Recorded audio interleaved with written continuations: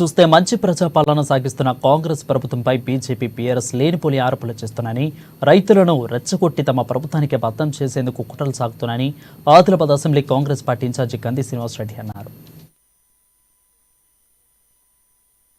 ఇక పత్తి రైతులే ఒకే రకమైన రాసి 659 రకం కోరుకోవడంతోనే విత్తన దుకాణాల వద్ద రద్దీ ఎక్కువైందని అన్నారు. ఎవరికి ఇబ్బంది కలగకుండా వారిని క్యూలైన్లో నిలబెడుతూ పోలీసులు తమ డ్యూటీ తాము చేస్తే లాఠీచార్జీ చేశారని విపక్షాలు ఆరోపించడం సరికాదని అన్నారు. అసలు లాఠీచార్జీ జరగలేదని అన్నారు. కానీ కావాలనే బీజేపీ బీఆర్ఎస్ నాయకులు పత్తి రైతుల విత్తన విషయంలో అనవసర రాజకీయాలు చేస్తున్నాయని మండిపడ్డారు. అసలు రైతులపై నిజమైన ప్రేమ ఉంటే బీజేపీ సర్కార్ ఢిల్లీలో నల్ల చట్టాలు నిరసనలో రైతులను ఎందుకు అక్రమంగా నిర్బంధించిందో, రైతుల చేతులకు ఎందుకు బీడీలు వేసిందో తెలపాలని అన్నారు.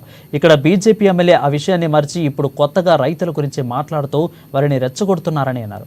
ఇక ప్రజాప్రతినిధిగా ఇక సరైనదని ఆయన ప్రశ్నించారు.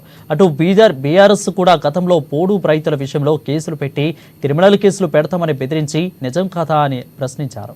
ఇక రైతుల విషయంలో చేసిందంతా చేసి ఇప్పుడు కొత్తగా రైతులపై లేనిపోని ప్రేమను ఒలకపోస్తున్నారని అన్నారు. తమ నిజమైన రైతు ప్రభుత్వమని, రైతులు కోరుకునే రకం త్వరలోనే అందరికీ అందుబాటులోకి వచ్చే విధంగా చర్యలు చేపడతామని అన్నారు. ఇప్పటికే ఈ విషయం వ్యవసాయ శాఖ మంత్రి తుమ్మల నాగేశ్వరరావు దృష్టికి తీసుకెళ్లినట్లు గుర్తు చేశారు. రైతులు ఎవరు ఆందోళన చెందవద్దన్నారు కేఎస్ఆర్. నోటీసులో వచ్చినందుకు అందరికీ కూడా పేరు పేరున నమస్కారాలు, కృతజ్ఞతలు. కాంగ్రెస్ పార్టీ రేవంత్ రెడ్డి గారి నాయకత్వంలో అద్భుతమైనటువంటి ప్రజాపాలన చేస్తూ ఉంటే ఓర్చుకోలేని ప్రతిపక్షాలు బీజేపీ బీఆర్ఎస్ కుమ్ముక్కై కాంగ్రెస్ పార్టీ మీద లేనివి ఉన్నట్టుగా నీచాతి నీచమైనటువంటి దిగజారుడు రాజకీయాలు చేస్తా ఉన్నాయి. రైతన్నలందరూ ఆశీర్వాదం పెడుతూనే కాంగ్రెస్ పార్టీ అద్భుతమైనటువంటి మెజార్టీతో, సంపూర్ణమైనటువంటి మెజార్టీతో తెలంగాణలో అధికారంలోకి రావడం జరిగింది. కాంగ్రెస్ అంటేనే రైతుల పార్టీ. ఉచిత విద్యుత్ రైతన్నలకు ఇచ్చింది. ఉచిత విద్యుత్ మీద పేటెంట్ కాంగ్రెస్ పార్టీది.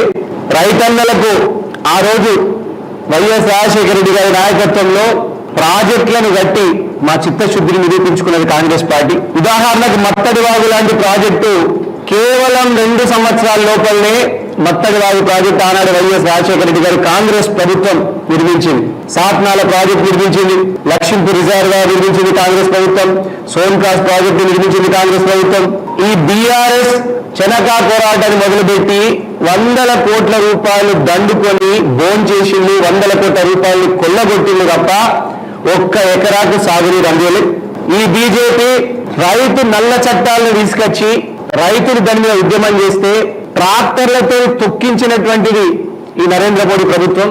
రైతుల మీద ట్రాక్టర్లు ఎక్కించిండు, రైతుల మీద బుల్డోజర్లు ఎక్కించిండు, ఉక్కుపాదం మోపిండు. ఇక్కడి రైతన్నలకు ఇంత ద్రోహం చేసినటువంటి పాయల్ శంకర్ ప్రజలు ఓట్లేసి గెలిపిస్తే రైతులకు మేలు చేయాల్సింది పోయి, సాయం చేయాల్సింది పోయి, రైతన్నలని లేనిపోనివి చెప్పి రెచ్చగొట్టేటువంటి పద్ధతి ఎమ్మెల్యే పాయల్ శంకర్ గారు. మీ దిగజారుడు నీచ రాజకీయానికి ఇది పరాకాష్ట. ఎటువంటి లాఠీ చార్జ్ ఆదిలాబాద్ లో జరగలేదు. రైతన్నల ఆశీర్వాదంతో ఉన్నటువంటి ప్రభుత్వాన్ని మీరు బదనాం చేయడానికి లాఠీ చార్జ్ జరిగిందని కేటీఆర్, హరీష్ రావు, ఇతర బీఆర్ఎస్ నాయకులు, బీజేపీ నాయకులు అరవడం, మొరగడం ఇది దేనికి సంకేతం?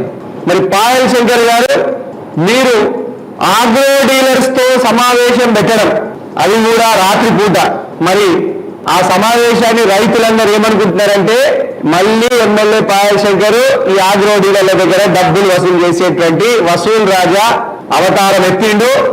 అసలు సమస్య ఏంటంటే అత్యధిక మంది రైతులు ఒకే రకమైనటువంటి విత్తనాన్ని అడగడం వల్ల రాశి 659 కంపెనీ యొక్క విత్తనాల్ని అడగడం జరుగుతూ ఉంది.